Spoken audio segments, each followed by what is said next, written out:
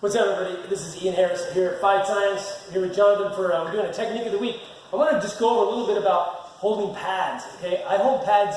I don't say differently. I hold pads very old school, and I want to show people why I do it because I think it's beneficial. Okay, with the advent of cardio kickboxing and stuff in the last 30 years, it's been very easy just to teach people how to do it. You grab somebody off the street, they come into a class, and you're holding pads and you want to make it simple. I get it. So they go like this. He's in his stance and I go left to left, right to right, left to left, right to right, right?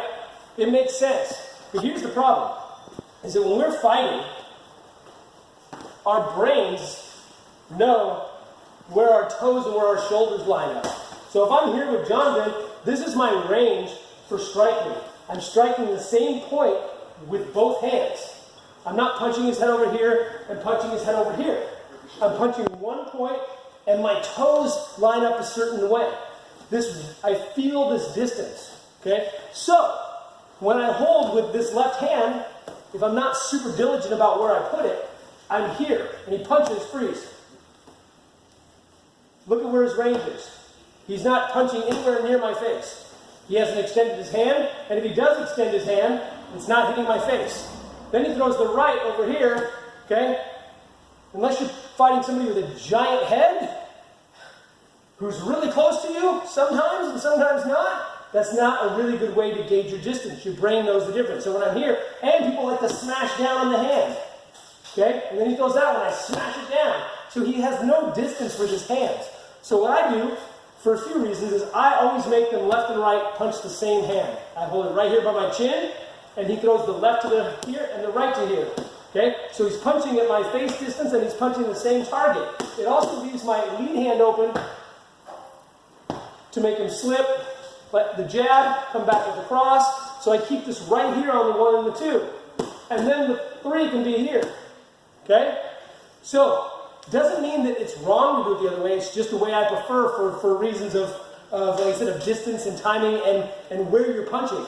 Doesn't mean I don't ever throw this. Sometimes I'll have him throw a double jab, or a jab into the left hand. But when I do, I try to keep it here, really close, boom, and I'm doing that because maybe I want him to roll this or block this hand, right? So let's say I have him do a double jab here, and I want him to roll this and come back with the cross.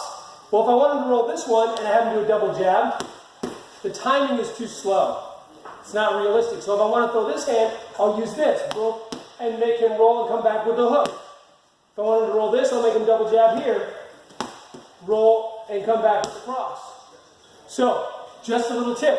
Try using your rear hand. Again, it doesn't work if you're a mirrored stance, southpaw versus orthodox. If you're too orthodox or too southpaw, try using your rear hand, boom, for both jab and cross. Okay? And then when you need to make him roll with the right hand, your rear hand, then you can have him jab to this one, and he can block it low, boom, or he can jab, roll, boom. Okay? So, it's just a little deal about how to work with your distance, and your brain knows the difference. Okay? So that's a little tip on pad holding that I think will make you and your opponent or your partner better on their distance judging and on their focus. They're called focus mitts for a reason, right? On your focus, where you're punching. So that's a little technique of the week from Fight Science.